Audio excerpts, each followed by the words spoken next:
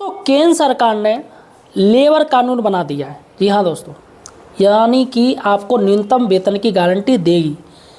मतलब आप कहीं पर भी कार्य कर रहे हो, चाहे प्राइवेट कंपनी हो, चाहे किसी संस्था के हवाले हो, चाहे आप ठेकेदारी पे काम कर रहे हो, कहीं भी काम कर रहे हो, तो आपको न्यूनतम वेतन सरकार उसकी तरफ से, कंपनी की तरफ से दिया ही दिया जाएगा। और आपको क्या क्या सुविधाएं मिलेगी इस लेबर कानून में, मैं आपको बताने जा रहा हूँ। अतः दोस्तों, सही और सटीक जानकारी के लिए आप हमारे चैनल एम्प्लॉयड हेल्पर को यार सब्सक्राइब जरूर कीजिए। देखिएगा दोस्तों, लेबर कानून में 10 बड़ी बातें हैं दोस्तों। पहली बात मैं आपको बता दूं कौन सी बड़ी बात है। देखिएगा, पहली बड़ी बात है समय मजदूरों को समय से न्यूनतम वेतन की गारंटी। होता क्या है कि भैया आज के महंगाई में वेतन ही नहीं दे रहे ढंग का, और दे भी रहे तो काटते हैं। काफ़ी सारी दोस्तों शिकायतें रहती हैं वेतन को लेके। पूरे दिन मेहनत करते हैं लेकिन पैसा सही से नहीं देते। तो अब इसमें कानून बन गया है, अगर कोई आपको पैसा नहीं दे रहा है तो आप पुलिस में शिकायत भी कर सकते हैं। जो केंद्र सरकार की जो पॉलिसी है उसके अनुसार आपको पैसा मिलना चाहिए, पहला पॉइंट। दूसरा पॉइंट है कि अब अगर आप कहीं नौकरी कर रहे हो तो आपको कंपनी की तरफ से जॉब अपॉइंटमेंट लेटर देना ज़रूरी है। काफ़ी कंपनियां बिना लेटर के ही ज्वाइनिंग करा देती हैं कि चलो काम करो। रियलिटी ये है कि वो सरकार को दिखाना नहीं चाहती, बताना नहीं चाहती हैं। इससे उनको फ़ायदा होता है क्योंकि वह कम पैसा देती हैं और पूरा जी तोड़ से मेहनत लेती हैं। और अगर कुछ उनके साथ कुछ गलत भी हो जाए तो वो लोग कंपनी पर केस नहीं डाल सकते। क्यों? क्योंकि भैया कंपनी की तरफ से वो ज्वाइनिंग में ही नहीं थे। तो ऐसे में कोई भी कंपनी है आपको ज्वाइनिंग लेटर ज़रूर देगी, और नहीं दिया तो आप ज्वाइनिंग लेटर ज़रूर लीजिएगा। तीसरा है दोस्तों, महिलाओं को समान काम के लिए समान वेतन। जिस तरीके से महिलाओं और पुरुषों में भैया अंतर रखते हैं कि महिला कार्य कर रही है तो उसको कम वेतन दे रहे हैं और पुरुष कर रहा है तो उसको ज़्यादा दे रहे हैं। मैंने देखा है स्कूलों में यही चलता है, पुरुषों को ज़्यादा वेतन दिया जाता है और महिलाओं को कम दिया जाता है। काफ़ी प्राइवेट कंपनियों में यही चल रहा है, पुरुषों को ज़्यादा, महिलाओं को कम। तो यहाँ पर आप जितना आप पुरुषों को दे रहे हो उस काम के लिए उतना ही महिलाओं को देना पड़ेगा। तो ये कानून बन गया है और इस कानून से कोई नहीं बच सकता है। उसके बाद चौथा पॉइंट है, देश के 40 करोड़ मज़दूरों को सोशल सिक्योरिटी भी आपको देनी पड़ेगी मज़दूरों को।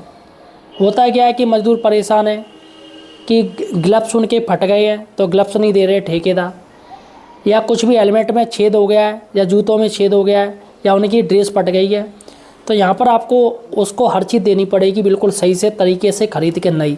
तो यहाँ पर आपको सिक्योरिटी देनी पड़ेगी।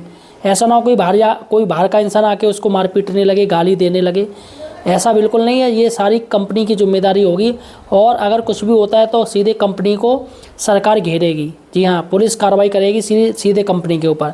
तो सोशल सिक्योरिटी की ज़्यादा ज़रूरत है। उसके बाद पाँचवा, फिक्स टर्म कर्मचारियों को 1 साल में ग्रेजुटी। तो यहाँ पर सबसे बड़ी बात है कि सरकार ने कहा है कि आप पेंशन भी देना पड़ेगा। तो यहाँ पर अगर आपको पैसा मिल रहा है तो उसमें कंपनी की तरफ से थोड़ा बहुत जो भी कुछ है पेंशन लायक वो पैसा काटा जाएगा, और बाद में आपको पेंशन के रूप में कंपनी देगी। तो ये बहुत अच्छी बात है। फिक्स टर्म कर्मचारियों के लिए 1 साल में ग्रेजुटी मिलेगी। जिन लोगों के पैसा कट नहीं रहे उनके पैसा कटने शुरू हो जाएंगे, जिससे कंपनी उनको हर महीने पेंशन के तौर पे वो पैसा दे सके। तो यहाँ पर ये अनिवार्य है। और अगर जो कंपनियाँ बिना काटे ही काम कर रही हैं फिर भी उनको पैसा देना पड़ेगा, ये सरकार की तरफ से पॉलिसी है। उसके बाद 40 साल से ऊपर के जो हर कर्मचारी हैं उनको एक बार में, साल में एक बार मुफ्त हेल्थ चेकअप किया जाएगा कंपनियों की तरफ से। कि भैया होता क्या है, 40 साल से ऊपर है लेकिन कंपनियां हाथ तोड़ के मेहनत करती हैं, स्वास्थ्य के नाम पे बिल्कुल हट जाती हैं। तो 1 साल में मुफ्त चेकअप करवाना पड़ेगा, और अगर कोई बीमारी या कोई पनप रही है या कुछ भी दिक्कत है तो कंपनियों को उसको पैसा देना पड़ेगा या फिर उसका इलाज करवाना पड़ेगा। तो ये भी हो गया है। उसके बाद है दोस्तों ओवर टाइम। 7वां पॉइंट तो ओवर टाइम में लोग क्या करते, पैसे नहीं देते, ओवर टाइम ले लेते, लेकिन नहीं, ओवर टाइम में 2 गुना वेतन देना पड़ेगा। जैसे ओवर टाइम में कंपनी आपको 2 गुना वेतन देगी, ये बात है। जैसे इतवार की छुट्टी रहती लेकिन कंपनी ने इतवार को, संडे को काम ले लिया या किसी छुट्टी वाले दिन काम ले लिया तो आपको 2 गुना वेतन उसे देना पड़ेगा। ये कानून बन चुका है। उसके बाद है जो खतरनाक उद्योग हैं, जो जानलेवा उद्योग हैं, जिनमें हमेशा जान जाने का या कुछ अंग अपंग या विकलांगता होने की चांस रहती है, तो यहाँ पर 100% हेल्थ सिक्योरिटी देनी पड़ेगी कंपनी को। अगर आप विकलांग हो गए, आप ना काम करने की स्थिति में, तो कंपनी आपको पेंशन देगी, आपको घर के खर्चे का खर्च उठाएगी पूरा। और अगर आप काम करने की स्थिति में, तो कंपनी आपको काम देगी, प्लस आपका जो भी चेकअप, हेल्थ सिक्योरिटी सब कुछ है, मेडिकल वो सब कंपनी आपको देगी, आपका करवाएगी, उसका पैसा भी देगी। तो यहाँ पर ऐसे काम के लिए ये खासकर सरकार ने स्पेशली कानून बना दिया है कि कंपनी काम करवा रही है तो कुछ भी दुर्घटना होती है, जो कुछ भी होगा भरण पोषण उसके परिवार का उसका वो कंपनी करेगी।